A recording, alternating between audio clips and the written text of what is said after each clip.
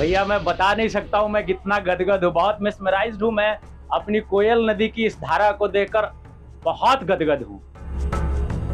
100% खत्म हो जाएगा। आप भी यहीं के निवासी, हम भी यहीं के निवासी, हमने देखा। ऐसा आपको क्यों लगता है? क्यों लगता है? क्योंकि इसको रोकने का कोई व्यवस्था नहीं है हमारे पास। हमारी कोयल, हमारा पानी, हमारा मिट्टी, और हम सूखे में मरते हैं। इतनी नदियों से घिरे होने के बाद हमारा मेदिनीनगर, हम सौभाग्यशाली हैं कि चारों तरफ नदी है, और फिर भी हम प्यासे हैं। इस सरकारी उदासीनता के अलावा और कोई इसका कारण नहीं है। साथियों, मैं अभी उपस्थित हूँ पलामू प्रमंडल के मेदिनीनगर स्थित कोयल रिवर फ्रंट के तट पर। आप देख सकते हैं कि ये जो नदी का उफान आप लगातार देख रहे हैं, जी हाँ, ये मेदिनीनगर है। और ये उफान जो है इस कदर है कि इसका लुत्फ उठाने के लिए हर एक व्यक्ति ललायित है। और लगातार इस घाट पर महिलाओं का, पुरुषों का तांता लगा हुआ है। अभी यहाँ पर जो आप नौजवानों की भीड़ जो देख पा रहे हैं, यहाँ पर एक ऐसे शख्स हैं जिन्होंने पानी यात्रा को लेकर, जी हाँ, मैं पानी यात्रा की बात कर रहा हूँ।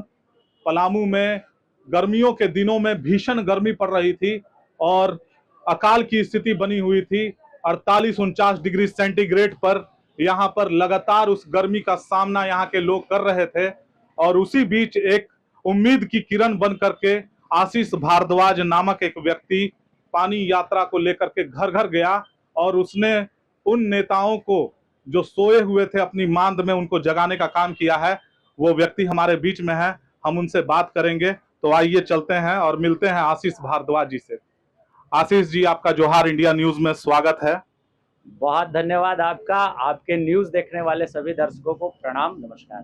बिल्कुल आशीष जी, जैसा कि मैं जिक्र कर रहा था अभी कि पानी यात्रा को लेकर के आपने काफी संघर्ष किया है, घर घर गए हैं और पानी की किल्लत को उन प्रतिनिधियों को बताया है जो वर्षों से इस विषय पर अपनी चुप्पी साधे हुए बैठे हुए थे।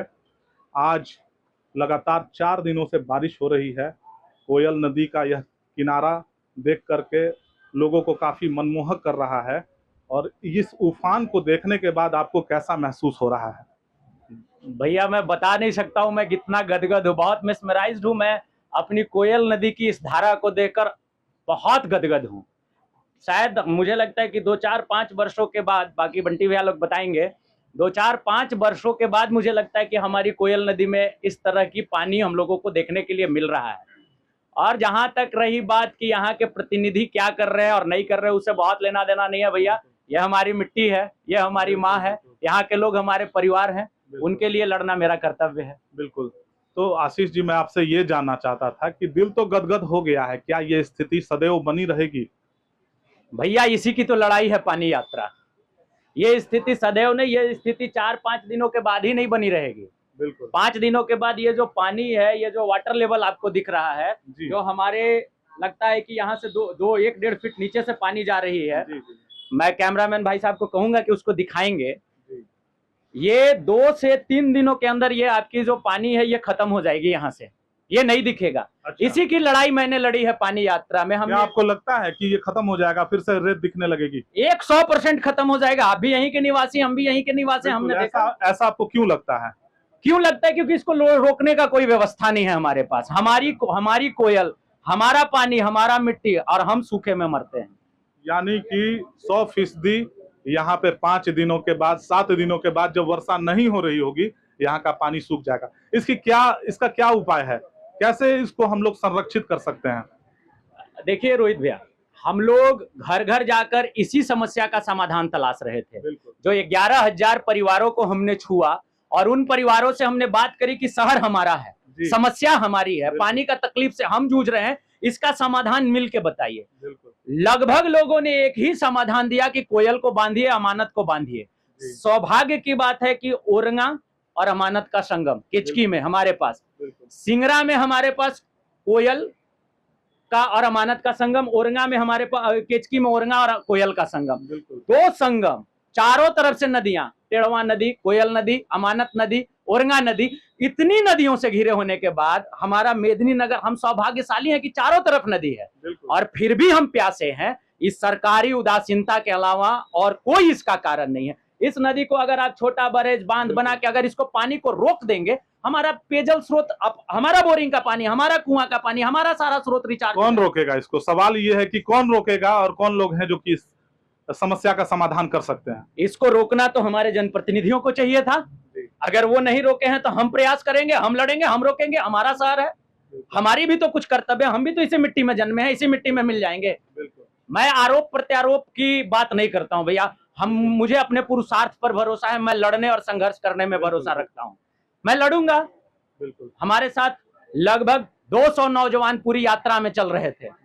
वो पलामू के भविष्य हैं, वो डाल्टनगंज के भविष्य हैं, वो लड़ेंगे हमारे साथ, हम बदलेंगे। तो आपके साथ में लगातार 200 युवा जो आपके साथ में प्रतिदिन जो है लोगों से संपर्क में हैं, वो भी चाहते हैं कि इस पानी को संरक्षित किया जाए।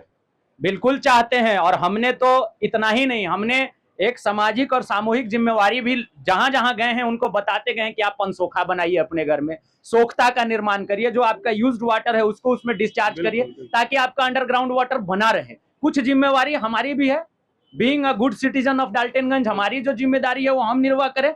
और सरकार जहां फेल हो रही है, मैंने नगर आयुक्त महोदय को बहुत लंबा ढाढ़ा लिख के दिया है। बिल्कुल। और मैंने उनको कहा है कि उन्होंने कहा कि कैबिनेट में पास होगा तब, मैंने बोला आप डीपीआर बना के भेजिए, आप यहाँ के नगर आयुक्त हैं, फिर मैं कल उनसे खूबसूरत दिखे। मैं भी चाहता हूं कि यहाँ पे पेयजल की समस्या का समाधान हो। इसी पे हमने उनसे रिक्वेस्ट किया कि सर आप कम से कम डीपीआर बना के तो भेजिए कि हमारा पेयजल स्रोत कैसे बना रहे। बहुत सारे आहर पोखरों का अतिक्रमण हुआ है, लोगों ने अतिक्रमण किया है। पानी यात्रा के दौरान हमने उन जगहों पे हम लोग विजिट भी किए हैं, हम लोग उन सभी जगहों का उनसे चर्चा भी की, उनको लिखित में दिए भी हैं कि ये जो आहर पोखर का अतिक्रमण हुआ है इसको अतिक्रमण मुक्त करिए आप। आशीष जी लगातार इसकी लड़ाई लड़ रहे हैं।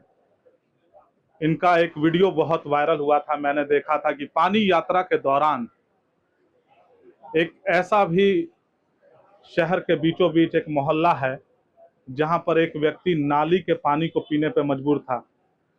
तो उस वीडियो की थोड़ी सच्चाई हमें बताइए। देखिए उस वीडियो का सच्चाई है, वो जगह अभी भी है, अघोर आश्रम के पीछे का मोहल्ला है, वहां पे हम लोग यात्रा के दौरान गए थे। तरह तरह के लोग बात कर रहे हैं उस वीडियो के बारे में।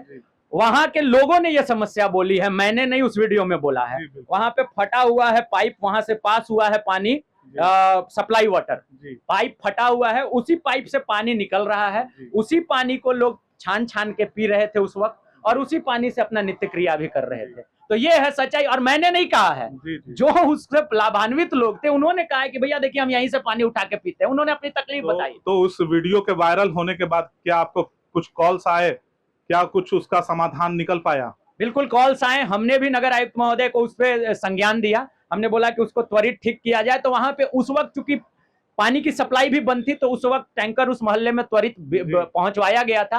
अभी तो ऐसी स्थिति में सबके घर में पानी आ गया होगा, महादेव ने कृपा करी है, इंद्र भगवान ने कृपा करी है, सबके घर में पानी आ गया है। सबके घर में पानी आ गया है, लेकिन मुझे लगता है कि ये पानी ज्यादा दिनों तक नहीं रह पाएगा, ऐसा आशीष भारद्वाज जी बताते हैं। 100% इस सच्चाई के साथ ये कहते हैं कि यदि बारिश ना हो। आपके लिए एक बात करना चाहूंगा, आप बहुत बहादुर भाई हैं हमारे, आपने जो ये समसामयिक और हमारा जमीन का हकीकत उठाया है, आपके जैसे मजबूत कंधे पे ही, हमारे जैसे मजबूत कंधे पे ही पलामू का भार है, कभी टूटिएगा मत। आशीष भारद्वाज आपके साथ। आइए हम यहाँ पे जो प्रभारी सर हैं उनसे बात करेंगे। सर आपको कैसा महसूस हो रहा है यहाँ आकर के, ये जो दृश्य आप देख पा रहे हैं? ये तो अभी इसका सीजन ही है, बरसात का सीजन है, और जब पानी आता है तो यहाँ सब आके अपना देखता है, एंजॉय करता है। बरसात का सीजन है ऐसा सर का कहना है, लोग यहाँ आकर के एंजॉय कर रहे हैं। लेकिन यहाँ पर एक युवा क्रांतिकारी साथी भी हमें दिखे, आशीष भारद्वाज जी, जो लगातार पानी यात्रा कर रहे थे, और उस समय कर रहे थे जब गर्मियों के दिनों में भीषण गर्मी पड़ रही थी, 48-49 डिग्री सेंटीग्रेड यहाँ पे गर्मी पड़ रही थी, और उस समय ये भाई पानी यात्रा कर रहे थे। उनका कहना है कि ये नदी ज्यादा दिनों तक नहीं रहेगी, 10 दिन अगर लगातार बारिश ना हो तो फिर यहाँ रेत ही रेत दिखाई पड़ेगा। इस पे क्या कहना चाहेंगे सर आप? जी जी, यहाँ तो बारिश जब ऊपर होती है तो पानी ऊपर जब होता है तो यहाँ पे पानी आती है, ठीक ना जी। और वही बारिश अगर नहीं होगी तो ये सही में सूख जाती है। एकदम पूरा रेत नजर आता है। इसके लिए क्या उपाय होना चाहिए सर? इसके लिए उपाय क्या है, वो तो डैम उम के लिए इसका करना चाहिए ऊपर व्यवस्था जो भी है, पानी का जो रुकाव हो और समय पे खोले। डैम की व्यवस्था की जानी चाहिए, बराज की व्यवस्था की जानी चाहिए। सर आपका शुभ नाम? मेरा नाम इंद्रदेव पासवान, TOP 1 प्रभारी है। सर आपका शुभ नाम? अनिल कुमार वर्मा। अनिल कुमार वर्मा। सर ये जो वातावरण जो अभी आप देख पा रहे हैं यहाँ पर, जो नदी में उफान उठ रहा है कोयल नदी में, आपको देखकर कैसा प्रतीत हो रहा है? हमको तो बहुत अच्छा लग रहा है। बहुत अच्छा लग बहुत रहा है। अच्छा लग रहा है। इससे जल संकट यहाँ मेदिनीनगर का दूर हो पाएगा? कहाँ से दूर हो पाएगा? आगे जो डैम बना हुआ है उसमें कोई फाटक नहीं, पानी का रुकावट नहीं, तो बाढ़ का पानी है, तो बाढ़ जाएगा, ये तो बह जाएगा, चलते चला जाएगा। इसको ब्रेक करने का कोई उपाय गवर्नमेंट करेगी तब ना कुछ होगा। तो ये बाढ़ का पानी है, बह करके निकल जाएगा, ऐसा साहब का कहना है। और भी लोगों से बात करेंगे। सर आपका शुभ नाम? शंभू सिंह मेरा नाम। शंभू सिंह। शंभू जी मुझे ये बताइए कि जैसा कि इनका कहना था कि बाढ़ का पानी है, ये बह के निकल जाएगा, तो इसके क्या उपाय हैं?